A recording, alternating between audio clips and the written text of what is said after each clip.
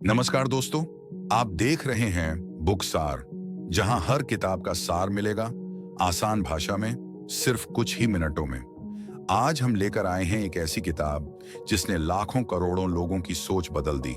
एक ऐसी किताब जो बताती है कि डिग्री से नहीं, सोच से अमीर बना जाता है। जहां एक पिता सिखाता है, नौकरी कर लो, सुरक्षित रहो, और दूसरा कहता है, पैसा तुम्हारे लिए काम करे, ऐसा सोचो। जी हाँ, हम बात कर रहे हैं रॉबर्ट कियोसाकी की मशहूर किताब रिच डैड पुअर डैड की। ये सिर्फ फाइनेंस या निवेश की बात नहीं करती, ये बात करती है उस नजरिए की जो आपको आर्थिक गुलामी से आजादी की ओर ले जा सकता है। ये केवल एक फाइनेंशियल किताब नहीं, बल्कि एक सोच है, एक नजरिया है जो हमें सिखाती है कि पैसे के बारे में स्कूल में जो नहीं बताया गया, वह असल जिंदगी में कितना अहम है। तो चलिए शुरू करते हैं आज की ये सीखों से भरी यात्रा, जहां हम जानेंगे क्यों अमीर और गरीब की सोच में है जमीन आसमान का फर्क, और कैसे आप भी अपनी सोच से अपनी किस्मत बदल सकते हैं। और हाँ, अगर आपने अभी तक चैनल को सब्सक्राइब नहीं किया है तो कर लीजिए, क्योंकि हर हफ्ते एक नई किताब का सार आप तक सबसे पहले पहुंचता है, यहीं बुक सार पर। भाग 1, दो पिता। दो सोच। लेखक के जीवन में दो पिता थे। एक उनके असली पिता, जिन्हें वह गरीब पिता कहते हैं। दूसरे उनके दोस्त माइक के पिता, जिन्हें वह अमीर पिता मानते हैं। दोनों पिता बहुत मेहनती थे, लेकिन एक सैलरी से संतुष्ट था, जबकि दूसरा चाहता था कि पैसे उसके लिए काम करें। एक ने कहा, पैसा सभी बुराइयों की जड़ है। दूसरा कहता था, पैसे की कमी सभी बुराइयों की जड़ है। लेखक के दोनों पिता अपने बच्चों को शिक्षा देने में विश्वास रखते थे, पर उनके शिक्षा के मायने अलग थे। गरीब पिता कहते थे, अच्छी नौकरी पालो, यही सुरक्षा है। अमीर पिता कहते थे, खुद का व्यवसाय बनाओ, खुद के लिए काम करो। गरीब पिता मानते थे कि पैसा पाना कठिन है और उसे सुरक्षित रखना जरूरी है। अमीर पिता मानते थे कि पैसे को समझकर उसे अपने लिए काम पर लगाना चाहिए। गरीब पिता पैसे के बारे में बात करने से भी बचते थे। अमीर पिता बच्चों को पैसे की शिक्षा देने में विश्वास रखते थे। इन दोनों विचारधाराओं के बीच झूलते हुए रॉबर्ट ने दोनों से सीखा क्या करना है और क्या नहीं करना है। एक बार लेखक ने अपने गरीब पिता से पूछा, क्या हम अमीर बन सकते हैं? पिता बोले, हम सरकारी नौकरी की तैयारी करेंगे, बस जीवन सुरक्षित रहेगा। जब यही सवाल उन्होंने अमीर पिता से किया तो जवाब मिला, अगर तुम सोचो कि तुम कर सकते हो तो तुम कर सकते हो, बस सीखो, समझो और खुद को तैयार करो। तू अमीर बनने की सोच रखता है, यही तो पहली जीत है। भाग 2, पैसे के लिए काम मत करो, पैसे को अपने लिए काम पर लगाओ। ज्यादातर लोग पैसे के लिए काम करते हैं। वे स्कूल जाते हैं ताकि नौकरी मिल सके, फिर सैलरी से घर चलाते हैं, लोन चुकाते हैं, और महीने के अंत में फिर खाली हाथ। अमीर लोग पैसे को समझते हैं, वे निवेश करते हैं, संपत्ति बनाते हैं और अपने पैसे को बढ़ने का मौका देते हैं। रॉबर्ट जब छोटे थे, उन्होंने अमीर पिता से कहा कि वे पैसे कमाना चाहते हैं। अमीर पिता ने उन्हें एक छोटी नौकरी दी, बहुत कम पैसों पर। धीरे धीरे रॉबर्ट ने सीखा कि असली अमीरी पैसे कमाने से नहीं, पैसे को इस्तेमाल करने की समझ से आती है। एक जगह नौकरी करना और पूरी उम्र तक सैलरी पर निर्भर रहना, यही गरीब सोच है। अपने संसाधनों से आय के स्रोत खड़े करना, संपत्ति बनाना, यही अमीर सोच है। रॉबर्ट ने कुछ समय तक किताबें बेचने का काम किया। सैलरी कम थी। दोस्त ने कहा, तू बेवकूफ है, इतनी कम तनख्वाह में क्यों काम करता है? रॉबर्ट बोला, मैं सैलरी के लिए नहीं, सीखने के लिए काम करता हूं। भाग 3, वित्तीय साक्षरता ही असली शिक्षा है। स्कूल हमें गणित, विज्ञान, इतिहास पढ़ाता है, लेकिन पैसे की समझ नहीं देता। इसलिए बहुत सारे पढ़े लिखे लोग भी आर्थिक रूप से संघर्ष करते हैं। अमीर पिता कहते थे, अगर तुम पैसे को नहीं समझते तो तुम हमेशा उसके गुलाम रहोगे। वित्तीय साक्षरता का मतलब है यह समझना कि संपत्ति क्या है और देनदारी क्या है। ज्यादातर लोग सोचते हैं कि उनका घर, कार, मोबाइल सब संपत्ति हैं, लेकिन अगर ये चीजें आपकी जेब से पैसे निकाल रही हैं तो ये संपत्ति नहीं, देनदारी है। संपत्ति वो होती है जो आपके लिए आय उत्पन्न करे, जैसे किराए पर दिया गया घर, शेयर बाजार में निवेश, व्यवसाय आदि। एक व्यक्ति ने महंगा घर खरीदा, उसकी ईएमआई ने सारी बचत खत्म कर दी। वहीं दूसरा व्यक्ति किराए पर रहकर अपनी सेविंग्स से एक दुकान शुरू कर दी। कुछ ही वर्षों में उसने 3 दुकानें और खोल ली। पहले व्यक्ति ने देनदारी को संपत्ति समझा, दूसरे ने संपत्ति को कमाई का जरिया बनाया। भाग 4, संपत्ति और देनदारी का फर्क समझो। अमीर लोग पहले अपनी संपत्तियां बनाते हैं, फिर उन संपत्तियों की आमदनी से अपनी जरूरतें पूरी करते हैं। गरीब और मध्यम वर्गीय लोग पहले अपनी जरूरतें पूरी करते हैं, कार, मोबाइल, घर की सजावट, और बचा हुआ कुछ भी नहीं होता। अमीर पिता ने रॉबर्ट को एक सरल सा फॉर्मूला सिखाया, संपत्तियां खरीदो, देनदारियां मत। एक आम व्यक्ति जैसे ही सैलरी पाता है, तुरंत बिल भरता है, लोन चुकाता है, और जो भी बचता है वो भी खर्च हो जाता है। अमीर व्यक्ति जैसे ही पैसे कमाता है, पहले उसमें से एक हिस्सा निवेश करता है, यानी पैसे को फिर से बढ़ने का काम सौंप देता है। रॉबर्ट के एक शिक्षक ने अपनी पहली तनख्वाह से महंगी घड़ी खरीदी। उसी समय रॉबर्ट ने शेयर में पैसे लगाए। कुछ समय बाद शिक्षक ने घड़ी बेचनी पड़ी। रॉबर्ट के शेयर ने उसे एक नई आय दे दी। भाग 5, कर प्रणाली और अमीरों की चालाकी। अमीर लोग करों को समझते हैं और उन्हें अपनी योजना में शामिल करते हैं। गरीब और मध्यम वर्गीय लोग टैक्स के डर में जीते हैं। वो सैलरी पाते हैं, टैक्स कटता है, और फिर जो बचता है उसी से जिंदगी चलाते हैं। रॉबर्ट ने समझाया कि अमीर लोग कंपनी बनाते हैं, कंपनी कमाती है, खर्च करती है और अंत में टैक्स देती है।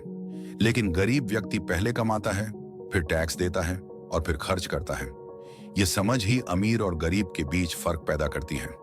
कानून सबके लिए एक जैसा है, लेकिन समझदारी हर किसी में नहीं होती।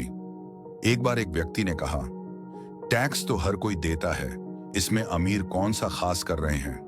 अमीर दोस्त ने कहा, हम पहले अपने ऑफिस का खर्च, यात्रा का खर्च, गाड़ी का खर्च निकालते हैं, फिर टैक्स देते हैं। तुम पहले टैक्स दो, फिर अपने बच्चों की फीस चुकाओ। भाग 6, डर और लालच को समझो, नियंत्रित करो। डर और लालच ये 2 भावनाएं हैं जो अधिकतर लोगों को निर्णय लेने से रोकती हैं। डर, नौकरी खोने का, पैसे न होने का, असफल होने का। लालच, जल्दी अमीर बनने का, ज्यादा कमाने का, दिखावा करने का। अमीर लोग इन भावनाओं को पहचानते हैं, लेकिन उनके गुलाम नहीं बनते। गरीब और मध्यम वर्गीय लोग डर के कारण रिस्क नहीं लेते और लालच में गलत फैसले कर बैठते हैं। रॉबर्ट बताते हैं, भावनाएं गलत नहीं होती, पर उनका नियंत्रण जरूरी है। अगर तुम डर को संभाल नहीं पाए तो वो तुम्हें संभालेगा। एक महिला ने स्टॉक मार्केट में निवेश करना चाहा, लेकिन डर के कारण सालों तक सिर्फ अखबार पढ़ती रही। उसकी एक सहेली ने थोड़ा थोड़ा करके निवेश शुरू किया। 5 साल बाद एक अमीर बनी और वह महिला अभी भी अखबार पढ़ रही थी। भाग 7, शिक्षा की असली परिभाषा। डिग्री होना और पढ़ा लिखा होना 2 अलग चीजें हैं। रॉबर्ट के गरीब पिता के पास उच्च डिग्री थी, लेकिन वे आर्थिक रूप से परेशान थे। वहीं अमीर पिता ने कॉलेज नहीं किया, लेकिन आर्थिक रूप से स्वतंत्र थे। असल शिक्षा वह है जो जीवन में इस्तेमाल हो सके, विशेषकर आर्थिक शिक्षा। रॉबर्ट कहते हैं, स्कूल हमें सिखाते हैं कि कैसे दूसरों के लिए काम करना है, लेकिन असली शिक्षा सिखाती है कि कैसे खुद के लिए काम करना है। एक छात्र ने टॉप किया, पर हमेशा नौकरी के लिए संघर्ष करता रहा। वहीं उसका सहपाठी, जिसने फेल होने के डर से खुद व्यापार सीखना शुरू किया, कॉलेज के बाद उस छात्र को नौकरी पर रखने वाला बन गया। भाग 8, पहल करना सीखो, इंतजार मत करो। ज्यादातर लोग सोचते हैं, मैं एक दिन शुरू करूंगा, लेकिन वह दिन कभी नहीं आता। अमीर लोग पहले सोचते हैं, फिर जोखिम उठाते हैं और करते हैं। रॉबर्ट कहते हैं, पैसे कमाने के अवसर हर जगह हैं, बस आपकी नजर, सोच और हिम्मत चाहिए। शुरुआत में सब कुछ नहीं जानना जरूरी नहीं है, सबसे जरूरी है शुरुआत करना। रॉबर्ट के एक जानने वाले ने 10 साल तक अपना बिजनेस शुरू करने की योजना बनाई, लेकिन डर और परफेक्शन की चाह ने उसे रोके रखा। उसी समय रॉबर्ट के एक दूसरे दोस्त ने कम पूंजी से शुरुआत की और रास्ते में सीखते सुधरते करोड़ों कमाए। भाग 9, अपने आप में निवेश करो। सबसे अच्छा निवेश है अपने ज्ञान में। किताबें पढ़ो, सेमिनार में जाओ, अनुभवी लोगों से सीखो। रॉबर्ट कहते हैं, अगर तुम आज 10 रुपए का आदमी हो और करोड़ों कमाओ तो तुम सब गंवा दोगे, लेकिन अगर तुम आज 1 करोड़ की सोच के साथ 10 रुपए कमा रहे हो तो कल करोड़ों तुम्हारे पास टिकेंगे। अपना दिमाग तेज बनाओ, नई चीजें सीखो, खुद को सवाल पूछो, मैं आज क्या नया सीख सकता हूं? रॉबर्ट की मुलाकात एक ऐसे ड्राइवर से हुई जिसने 10 साल तक पैसे बचाकर खुद एक टैक्सी कंपनी बना ली। उसने कहा, मैंने हर दिन अपने कस्टमर से एक नया बिजनेस आइडिया सुना और एक दिन खुद मालिक बन गया। भाग 10, नेटवर्किंग और सही लोगों के साथ रहना। रॉबर्ट कहते हैं, आपकी आमदनी उस 5 लोगों की औसत है जिनके साथ आप ज्यादा समय बिताते हैं। इसलिए अगर आप ऐसे लोगों के साथ रहते हैं जो हर समय नकारात्मक सोचते हैं, खर्च करने में विश्वास रखते हैं और निवेश से डरते हैं, तो आप भी वैसे ही बनते जाएंगे।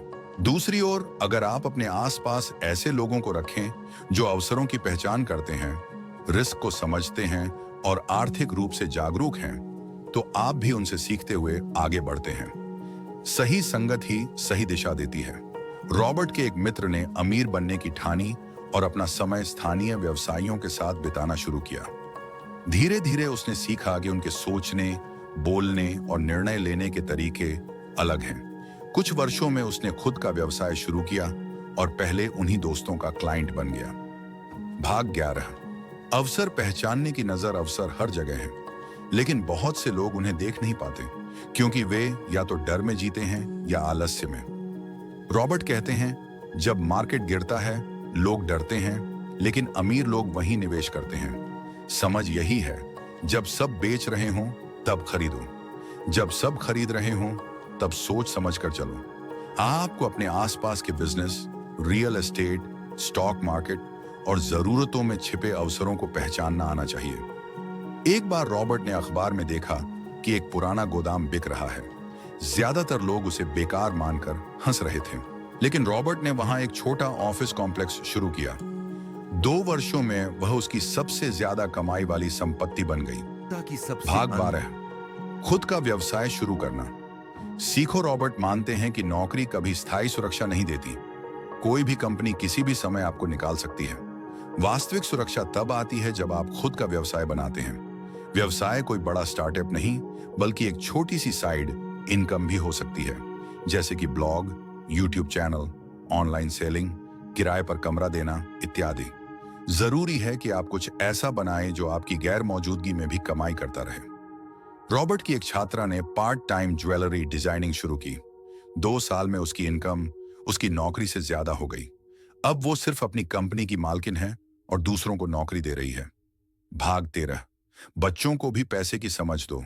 रॉबर्ट कहते हैं, अगर आप अपने बच्चों को सिर्फ पढ़ाई की सलाह देते हो लेकिन पैसे की समझ नहीं देते, तो आप उन्हें अधूरा छोड़ रहे हो। बच्चों को बचपन से ही निवेश, सेविंग, खर्च की योजना और जरूरत बनाम चाहत का फर्क सिखाना चाहिए। उन्हें जेब खर्च देने के साथ साथ यह भी सिखाना चाहिए कि वह खर्च कहां और कैसे करें। छोटे छोटे घरेलू खेल, पॉकेट मनी चैलेंज और काल्पनिक निवेश उन्हें जल्दी सीखने में मदद करते हैं। रॉबर्ट ने अपने बेटे को 7 साल की उम्र में एक जूस स्टॉल लगाने की अनुमति दी। वो सीखा कि ग्राहक कैसे लाने हैं, खर्च कैसे कम करना है और मुनाफा कैसे बढ़ाना है। वही बच्चा आगे चलकर खुद का बिजनेस टाइकून बना। भाग 14, वित्तीय स्वतंत्रता की ओर पहला कदम। वित्तीय स्वतंत्रता का मतलब यह नहीं कि आपके पास बहुत पैसा हो। इसका मतलब है आपकी आय आपके खर्चों से ज्यादा हो और आप पैसों की चिंता से मुक्त हों। यह तभी संभव है जब आपके पास ऐसी संपत्तियां हों जो नियमित रूप से आय दें, जैसे रेंटल प्रॉपर्टी, शेयर, रॉयल्टी या व्यवसाय। रॉबर्ट कहते हैं, हर महीने एक छोटी संपत्ति बनाओ। एक दिन ऐसा आएगा जब तुम्हें पैसे के लिए काम नहीं करना पड़ेगा, पैसा तुम्हारे लिए काम करेगा। एक महिला ने हर साल एक किराए की दुकान खरीदी, पहले लोन पर। 20 साल बाद उसने नौकरी छोड़ दी क्योंकि उसकी किराए की आय उसकी जरूरतों से ज्यादा हो चुकी थी। अंतिम भाग, पूरी किताब का सारांश।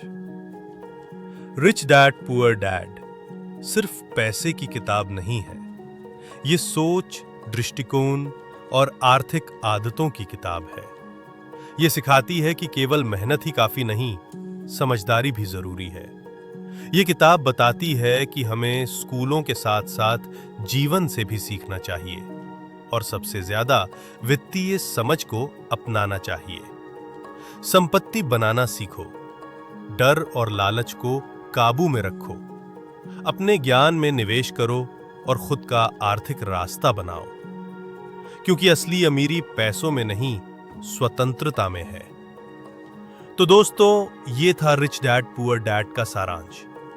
वो किताब जिसने करोड़ों लोगों को नया नजरिया दिया और आर्थिक आजादी की राह दिखाई। अगर आपको ये वीडियो पसंद आया हो तो चैनल को जरूर सब्सक्राइब करें ताकि हर हफ्ते एक नई प्रेरक किताब का सार आप तक पहुंचे आसान भाषा में। आपको इस किताब की कौन सी बात सबसे ज्यादा पसंद आई, नीचे कमेंट्स में बताइए। और हाँ, अगली किताब किस विषय पर होनी चाहिए वो भी बताना मत भूलिए। मिलते हैं अगली किताब के सार के साथ। तब तक याद रखिए, सीखना बंद नहीं करना है, क्योंकि जब तक सीखेंगे तब तक कमाएंगे। धन्यवाद।